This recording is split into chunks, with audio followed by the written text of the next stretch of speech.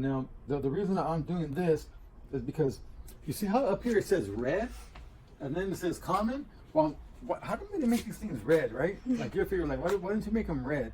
Now, why didn't they make them red? I don't know. I still have to ask that question. But I find that most of the time, you gotta figure out which one is which, and so then it'll be blue and yellow. So it looks like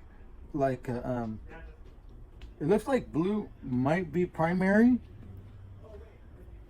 but who knows? Who knows? You're just gonna have to reconnect them, and you're gonna have to figure out whether things operate or they don't, and then you'll make your switch. Most of the time, I find that yellow is the red, but you're gonna have to kind of just find out on the job. Those are the ones that matter the most, all right? Because that's where the high voltage is coming in. So okay, so now you guys know where we're getting power from, right? Mm-hmm. So if we were to use, all right, go ahead, disconnect it. All right, look, let's try a different one just to see what kind of voltage we get, right? So we're gonna try with the orange, just to see what happens. Hopefully it doesn't explode, right? All right, you guys kind of getting this a little bit, man? All right, so, because if you understand these things, I kind of want you guys to get the big picture of how it all operates, so that if you get stuck, something on the job happens, you don't get like dumbstruck, man. Before you know, you just be like, dude, I have no idea. And the last thing in the world you ever want to tell a customer is, I don't know what I'm doing. Then he's gonna be like, why would you guys send these freaking dudes? And what a lot of guys do by default is, as soon as something goes wrong, they don't want to get blamed because they're so afraid of getting blamed. They'll be like, I don't know what I'm doing.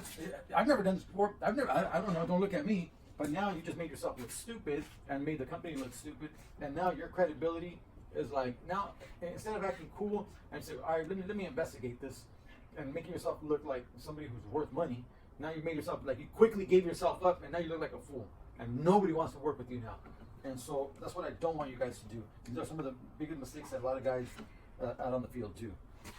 All right, go ahead and plug that in for me. All right, so we're just gonna see how it responds. I hope nothing bad happens, right? All right, go ahead, plug it in. I mean, wire it up. What's the lead? 13. You see, you guys see? All right, so that's not a good reading, huh? You can't operate anything on that. Go ahead, disconnect it.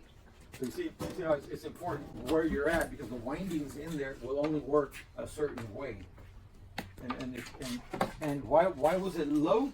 Because it was thinking we're going to be 240, so it better have a lot more windings to bring it down. You know what I mean? So this is how it kind of works. If inside the you see how this thing has a windings that just go around like crazy, right? So it has like 1, 2, 3, 4, 5. So here's your common, and then if it's 110, it'll right here. So this is 110. That's where it connects. If it's 208, and then if it's 240, you see how it connects. It taps into different spots at different, depending on what voltage you are. So it'll have more windings for the ones that's really high voltage, and less windings for the one that's not as high voltage. All right. So now you're getting this part, right? You guys understand that you always want to, let's say for example you're putting in an air handler, and we're gonna have an air handler here in a little bit. You're gonna want to check the voltage. When you check the voltage, and then because you want to make sure you're at 24 and not at 18, so sometimes you have to switch these wires around, and we do it actually quite a bit. Here we have a pigtail, it's 110, and then the voltage goes into a transformer, and then that feeds these terminals. All right, that's where we get, so this board within distributes the voltage to these terminals. Now, in air conditioning, the good thing about air conditioning is that the wiring is always the same. Red is always 24 volts when we're talking about low voltage, right?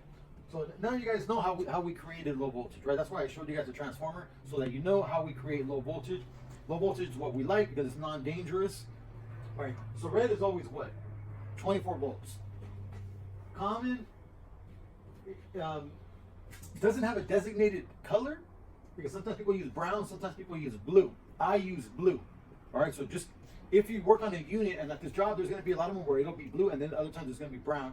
I would say just switch it over to blue. That way we can have a consistency, and then anytime you get that you have to rewire, just go back to blue, so that we could try to eliminate any confusion for the technician, right? So red. So from now on, the common, we're going to call it blue. All right, we're going to call it blue just just for the sake of, we're gonna call it blue. All right. Now G stands for what? For what? For green. And G always should turn on what? Always. You got that? All right. The W should always be white, and it should always turn on the heat. The yellow, the Y is always yellow, and that's a compressor. And then O we have for reversing valves.